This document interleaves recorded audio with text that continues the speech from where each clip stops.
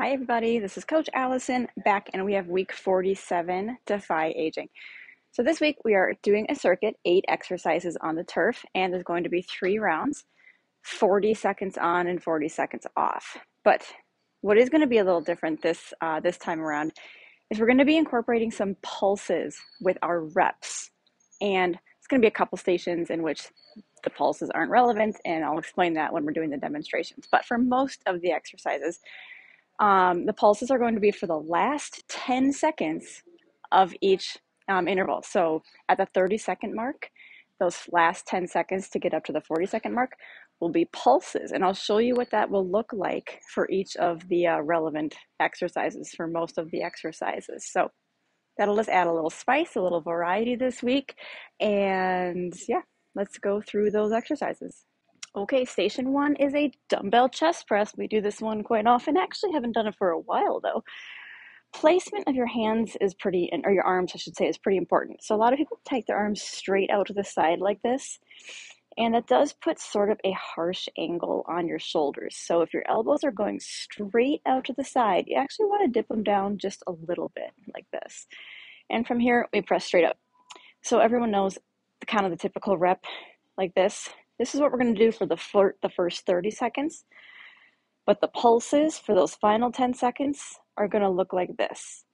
So notice how my elbows are coming maybe only 2 or 3 inches off the floor. I'm not allowing them to rest at the bottom. I'm kind of hovering them just a little bit off the floor at the bottom.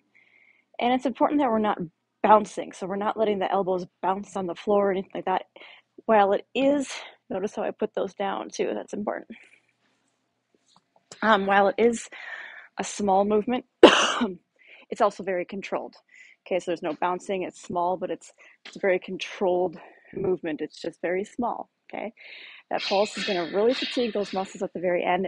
It's going to be very, very challenging and it's going to be very tempting to want to do a bigger movement. You might even want to do like a half rep, but we're not even doing a half. So the rep is really only like I said, it's 2 or 3 inches. That's what that's going to look like.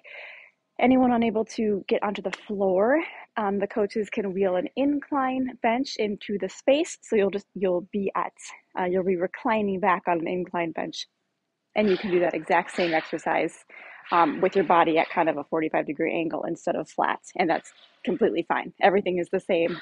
Your body position is just a little bit different. Next is a box sit stand. Okay, we've done these before too. I have something pretty low here, which is fine. I actually wanted to show you something lower because I want everyone to challenge themselves with how low they're going. Use something that is appropriate for you, but again, challenge yourself with the depth of the box you are using. So with this, it's literally what it sounds like. We're going to take a full sit and stand all the way up. So a box squat, very similar. We do those as well. That is where you tap your butt to the item, to the bench, the box, the chair, whatever. You tap, but you don't take a full sit. This is a full sit stance. You do fully sit, like I could lift my legs off the floor. You fully sit, and then you stand. Okay, so there's a little difference there. We're completely taking off the tension. What you don't do though, and it's tempting to do it, is like lean back and use momentum then to like get back up. So we're really trying to avoid that. We're trying to keep like strict form. So I'm going to take a full sit, but notice how I'm still keeping this squat form before I stand back up. So really try to avoid the leaning back and the thrusting forwards and the momentum to get back up. So again, pick the height of the box that's appropriate for you. The pulses for the last 10 seconds will be kind of going to the box squat thing that I just told you we're not doing. But it'll be holding as low as you can and just kind of pulsing up and down as low as you can. If it's getting too intense and your legs are really screaming at you, bring it up a little higher, and that's totally fine. I want to make sure we're not doing too much bouncing, so keep good control with that. We also want to make sure we're not leaning too far forward. I see that a lot with like a holding squat or a pulsing squat, is we actually take out the bend in the knees and we start to kind of lean forward like this. So make sure you're keeping a squat and just pulsing it, and you're not swapping that for just leaning forward. So watch out for that. What else? I think that's about it. Oh yeah, and we're not using hands on the legs. It kind of takes attention away from the legs where we want it. So that's what the pulse will look like for those final 10 seconds. Otherwise, again, sit, stand, full sit, and a full stand for each rep. TRX row is this one. We do this one a lot, so I know most of you have been with us for a while know this one. Really just want to show you the pulsing on this because I think everyone in our session, unless you're newer with us, right? We do this one a lot. We're gonna do the neutral grip, so that's keeping palm turned in as opposed to down or up. So neutral grip, more typical, more standard. Keep, the lower you step your feet, the harder it becomes. So this is gonna be pretty difficult. The higher you come up, the lighter resistance you're making it. Okay. I want to make sure we stop at the top before we create any slack in the TRX. And what I mean by that is notice how I'm stopping while there's still tension, and as opposed to this, flinging myself up, and do you see how these went slack? That's what we don't want to do. So we're not coming up like this and then kind of dropping ourselves back. So go slow enough so that there's always tension, and then squeeze your shoulder blades together at the top of each rep. And you're probably wondering what the pulses are going to look like for this. The pulses are going to be at the top of the movement, like this, and we just release back a little bit, but we pull right back up. So this one is very difficult. It's very similar to the chest press with the dumbbells. It's just that little movement. So we're kind of releasing just a little. And most of the movement should be actually in the shoulder. It's not going to be much arm. It's really going to be mostly with the shoulders and shoulder blades. This one's going to be tricky for the pulses, especially after the 30 seconds when the arms and everything are already getting fatigued. Let's give it a try. And the next station is getting away from our pulses now. This one will be a holding exercise for the whole 40 seconds, no change at the 30-second mark. We're going to do a low plank hold. It's not fancy. It's not anything extravagant, but it's a very good exercise. Low plank refers to being on the forearms instead of on the hands. And I think we all know what a plank looks like. So things to look out for is hips too high or hips too low, or also arms, shoulder, elbows way out in front of your face like this. We always want elbows right below the shoulders. So those are the things to look out for. You can do toes like this. You can put the knees down like this and do a knee version. If you're doing the knees though, it's very important you're not doing like this. This isn't engaging your abs. You have to have the hips sunk down and be kind of in that diagonal body position to be engaging those abs. And of course, we can do an incline coming up to one of our benches to kind of go in that middle ground as far as difficulty level. Also, of course, use the incline for anyone that's unable to get to the floor for whatever injury or restriction reason we might have. So low plank hold is this station. Next up, we have an incline hip thrust. Now we have the hip bridges or the hip thrusts, kind of use those terms interchangeably, in our warm-up with the feet on the floor, more standard. Now we're going to do an incline version to make this a little more intense. It's important you start with about a 90-degree bend, doesn't have to be perfect, bend in your knee. Too often people start with their legs a little too straight. That can put a weird kind of strain on your knee, first of all, but it also doesn't engage the muscles exactly the way we want them to be engaged. So about a 90-degree bend of the knee to start. Okay, so that's about 90. Again, it doesn't have to be perfect. And I have a hair clip in, which I got to stop wearing because it always gets in the way of these demos. So I might hold my head up, but you can lay your head down. And you want to put your feet on the top of the surface. We're not pressing the foot into the corner. First of all, if you're not braced, if your item isn't braced, you can tip it over, first of all. But second of all, that also doesn't engage the muscles exactly the way we want. I kind of want to say it's cheating because you're using leverage, you're pushing into something, as opposed to doing this. You really have to dig your heels down and press down, and that engages these hamstrings more. All that said, get a full lift, squeeze all these muscles here, and all the way down, tap the floor, but don't fully rest. Up, and tap, up, and tap. When we switch to the pulses, you can probably guess, we're going to go in the up position, and then we just come down about an inch and go right back up. So the pulses are very tiny movements. So we're only going down 1 to 2 inches and going right back up. So that is that final 10 seconds for the pulses. Anyone staying off the floor.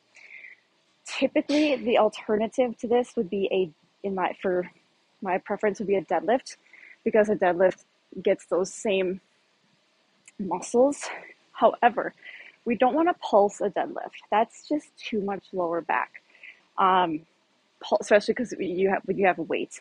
So pulsing a deadlift is, in my opinion, too much strain on the low back. So we're going to swap with a sumo squat, because that also kind of has a focus more on the rear, the posterior part of the legs, a sumo. So we're going to swap it, for anyone not doing floor exercises, we're going to swap it to a sumo squat. So legs wide. I know we did sumos last week. You can hold weight if you would like to. So grab a dumbbell or a kettlebell if you would like. Do a full range of motion squat for the first 30 seconds. And for those final 10 seconds, hold it at the bottom. And this will be your pulse. Yes, we did already have the sit stand with the pulses, but with more of a leg position like this, with the sit stand, it's a little more front of the leg focus, so you are going to be getting a good variety with the sumo squat, so don't worry about overdoing anything. Yeah, that is our hip thrust station. All right, for our biggest cardio station, it's going to be a tank shove. It's very different than a tank push. I mean, it's slightly different, but it is pretty different, actually. You're going to want it, the coaches here, you're going to want it on the lighter side, probably one of the lightest settings. I think I have it on the highest setting, because we're not going to be continually pushing it like this. You have one leg in front, one leg back, muster up some good strength, and you just do a push off, walk back up to it, do it again, push. You can see what I was doing there. Yeah, so you don't get to take 2 steps and then push or anything like that. You're stationary, and then walk up to it. You're stationary and push, okay? So no wind up, no couple baby steps first. You do that just down and back. If we need to double up at stations, I know we only have one tank, I recommend just taking turns. Like one person does their push, get out of the way, the other person does their push, get out of the way, and just taking turns. That'll go really smooth, because you can just do your push, get out of the way, so that person does their push, step back in, do your push. It'll work perfectly fine that way, to double up at one station. So that is our tank shove, not push. I shouldn't be saying push, because you're giving it a good shove. Really gets the heart rate up, and it's a nice explosive movement. No change at the 30-second mark for this. There's no pulses, nothing different. We're just going to keep doing the same thing. All right, this station is a kneeling overhead press in a tall kneeling position, palms forward with the weights and standard overhead press.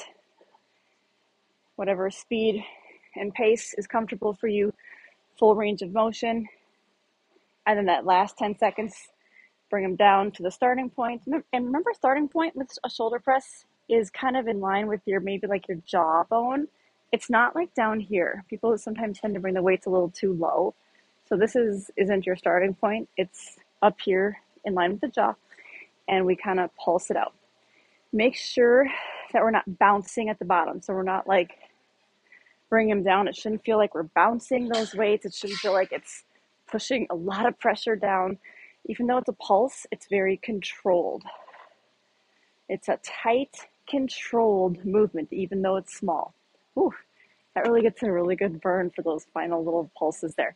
And anyone unable to kneel or get down to the floor, all that same stuff standing in the standing position is completely fine. So that is our shoulder station. Okay, and our final station, we haven't done these for, maybe years.